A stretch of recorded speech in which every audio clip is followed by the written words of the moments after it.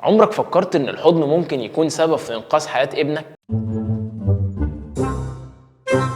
دراسات اجمعت ان في حاجه ممكن تعملها كده لابنك كل يوم وببلاش. هتقول لي اكيد فيها مجهود كبير. من غير اي مجهود. الحاجه دي كفيله بانها تقوي علاقتك بيه وتحسسه بالامان، وكمان هتزود له ثقته في نفسه. الحل حاجه واحده، انك تحضنه. الحضن ده ليه سحر وليه معجزات انت مش هتصدقها. والكلام ده مش بس على صحه ابنك النفسيه، لان الدراسات اثبتت ان الاطفال اللي كانوا بيتحضنوا لمده 20 دقيقه كل 10 اسابيع ان نموهم الجسدي والعقلي بيكون افضل واسرع من الاطفال اللي ما بتاخدش حضن. ده غير مناعه الطفل كمان اللي بتزيد، وده طبعا عشان الحضن بيزود افراز هرمون الاكسيتوسين. اكيد طبعا ما تعرفش الهرمون ده بيعمل ايه. خد عندك، بيقوي المناعه وبيساعد على تهدئه نوبات الغضب، وكل ده بسبب ايه؟ حضن. فبمناسبه يوم حضن الطفل العالمي، قوموا يا جماعه احضنوا اولادكم وخلوا نموهم يكتمل. بقينا نشوف اشباه بني ادمين. سلام عليكم.